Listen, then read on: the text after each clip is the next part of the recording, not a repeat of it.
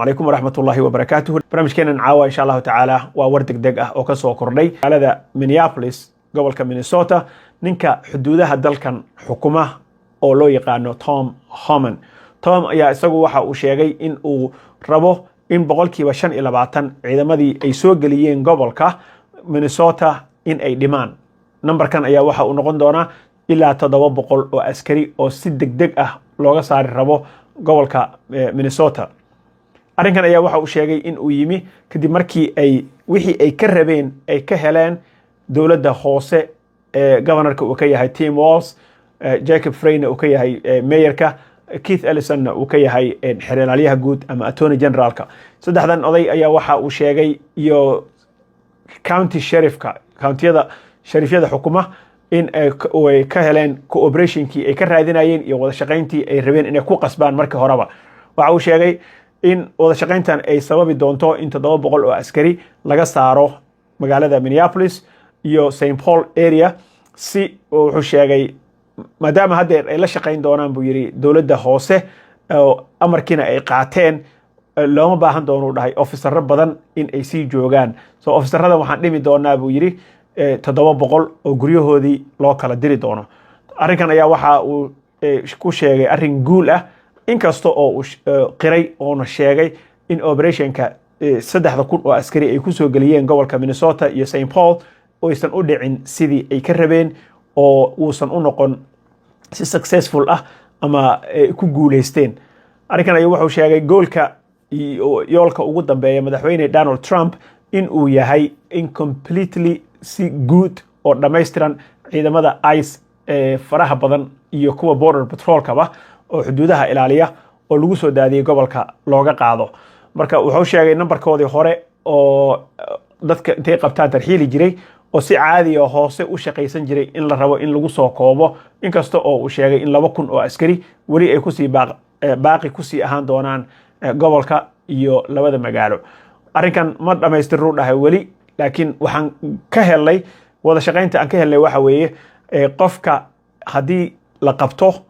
oo dawladda booliska iyo state patrolka ciidamada stateka ay qabtaan iyo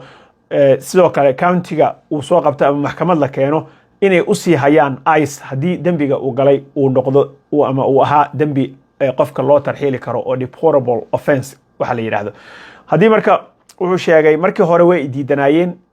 in ay u sii hayaan ciidamada ICE oo ay ku simaan qofka dambiga galay oo maxkamadda ay sii deysay ama countyga laga sii daayo oo jailka laga sii daayo ama prison ba ka soo baxo oo xabsiga ka soo baxo qofka inay u sii hayaan marka hore waa diidanayeen way ka soo horjeedeen. hadda se waxa uu yiri cadaadiskii aan saarnay awgiis way ogolaadeen. ninkan odaga ah waa uu qiray in dhibaatooyin ay dhaceen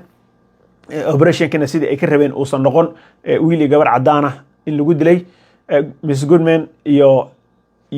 ninkii Alex Prairie ahaa labadaasba in la dilay wuu sheegay. haddaba wuxuu yiri arrinkan waxaan rabnaa in aan soo gabagabayno dawladda federaalka ah iyo qaybteeda dadka tarxiisha iyo dawladda hoose oo localka ah in ay wada shaqeyn ay dhaxmarto baa ujeedkeena ah. arrinkan la dhameystiro sidii caadiga ahaydna ay u wada shaqeeyaan. dawladaha wuxuu sheegay hoose oo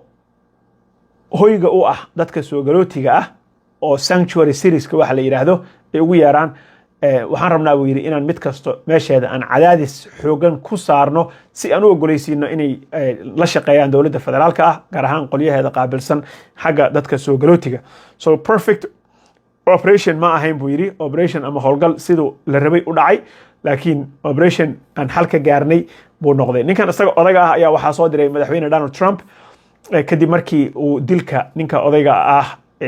shacabka ahaa ee la dilay oo Alex Prairie ninkii odaga markii la dilay ayaa ninkan loo soo diray si xaalka uu u dejiyo. marka wada hadal fara badan oo dheer oo dhaxmaray isaga iyo gobernatoraha Tim Walz ayaa waxa ay ku finally ugu dambeyntii xal ay ka gaareen. Tim ayaa isagu waxa uu ku soo celceliyay oo uu ku nuuxnuuxsaday in arrinkan uusan ku qanacsanayn oo uu ka jeclaan lahaa in ciidamada laga wada saaro gobolka cadaadiskana laga daayo maadaama gobolkii ay soo food saartay dhaqaale xumo xoog leh weeraro magac xumo iyo si hadalka isaga uu u dhigay cadaadis fara badan oo ay kala kulmeen ganacsiyadii ay xirmeen dhaqaalihii downtownka dadkii ay guryaha isku xireen arrinkan uu ka hadlay so waxaan jeclaan lahaa buu yidhi in aad maadaama hadda aan idinla shaqaynayno aan ka wada bixisaan ciidamada laakiin Tom ayaa wuxuu sheegay inaan isjilcinin oo aan is adkayno baa goolkeena ah oo dadka aan raadinayno aan soo qabanno waxaa sidaas la mid ah isagana hadal jeediyey madaxweyne Trump ayaa wuxuu sheegay waxaan jecel lahay buu yidhi isna in aan si soft ah oo jilicsan aan dadka ula dhaqanno oo aan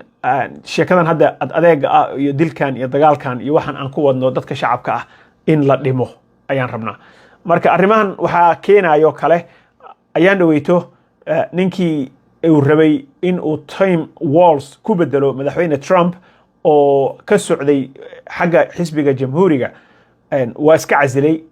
raadintii inuu noqdo gobernatoraha gobolka Minnesota marka wixii ay u dagaalamayeen oo dhan marka laga reebo inay rabaan dadka inay soo qabtaan inay laga reebo inay rabaan dawladda inay hoose inay ku cadaadiyaan inay wada shaqeyn ay la yeelato waxaa kale oo ay rabeen in gobolka ay kala wareegaan xisbiga dimuqraadiga oo ay ka soo wada jeedaan Keith Ellison, Tim Walz iyo Jacob Frey intaba inkastoo Jacob Frey positionkiisa November aysan doorasho ku jirin haddana gobolka inay ka dhigaan gobol cas oo jamhuuri ah oo republikaanka la shaqeeyo baa ujeedkooda marka ninkii odayga ahaa oo ay u wateen oo dhanba inuu Tim Walz la tartamo oo positionka governorka ama duqa gudoomiyaha gobolka uu noqdo ayaa iska daayay shaqadii dhanba ka baxay oo isna dhahay niyahow haddii dhibaatada noocan dadkii shacabka ah lagu hayo yaa dooranaya amal buu tuurtay marka waa iska daayay dhahay he gave up positionkaas uu iska daayay marka arrinkan waxyaabo fara badan oo cadaadis ah baa keenay laakiin hadeer so far warka ugu cusub oo ugu fiican waxa uu ahay in 700 oo askari laga soo qaadayo meeshaas steelna 2,000 ay ku harsan tahay 2,000 ayaa waxaa la raadinayaa iyaga naftooda dowladda federaalka waxay sheegtay in ay rabto sidii ay ku dhimi lahayd oo zero ay uga dhigi lahayd oo si caadi 150 askari oo ICE gobolka joogi jirtay in ay ku soo reebaan in goolkooda uu yahay Caroline Levitt gabadha la yiraahdo oo iyadu ah afayeenka aqalka cad ayaa iyada nafteeda ka hadashay arrinkan oo dhimista la dhimaayo ciidamadan waxa ay iyadana sheegtay